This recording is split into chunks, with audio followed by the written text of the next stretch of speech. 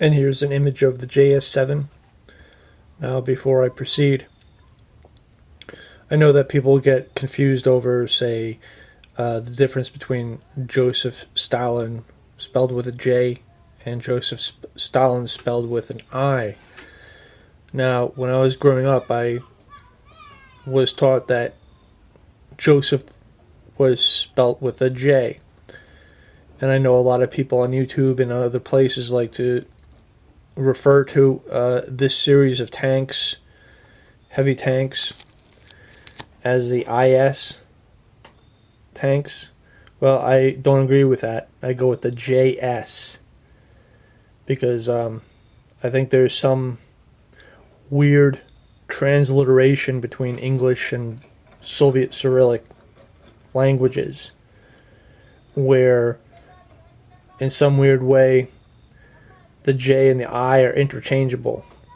Well, I think that in American English or some form of English, these letters are not interchangeable, but maybe they are in Cyrillic.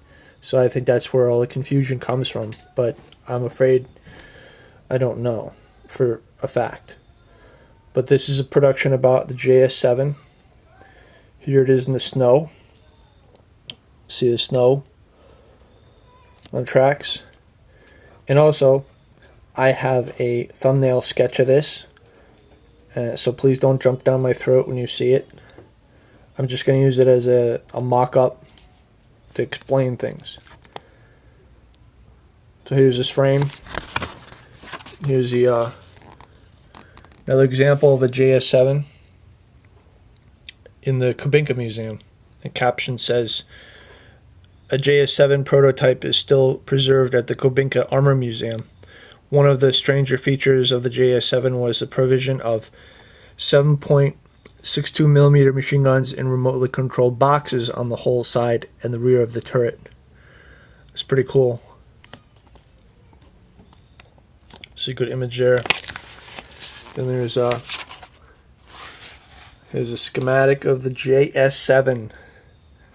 Although that says IS-7, I say it's JS-7. And I will not change my mind about it. Here's the road wheels, rear drive sprocket, low slung silhouette turret, high set machine gun, 130mm cannon. And here is my mock-up. JS-7. In the meantime, Nikolai Shashmirin's team had begun work on a completely new tank design, the JS-7, which bore no immediate connection to any previous Soviet heavy tank. The design was envisioned as a counterpart to the German Tiger II heavy tank in terms of armor and firepower. Shashmirin took advantage of the transfer back to Leningrad to examine a number of components developed by Soviet naval research institutes in the city.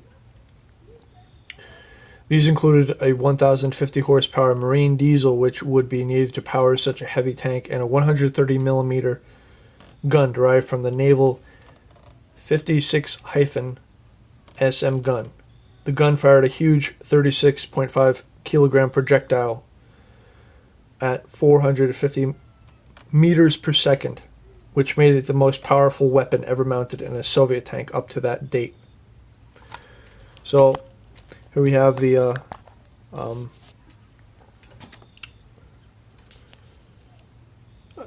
JS-7 at 68 tons.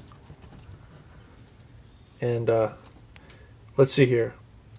We're going to have a 56-SM gun, 130 millimeters.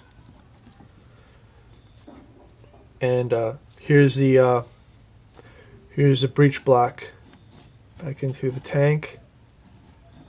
Here's the ammo, and the ammo is 36.5 kilograms. And here's the Soviet guy, and he's lifting that thing with another Soviet guy, because that round is very heavy.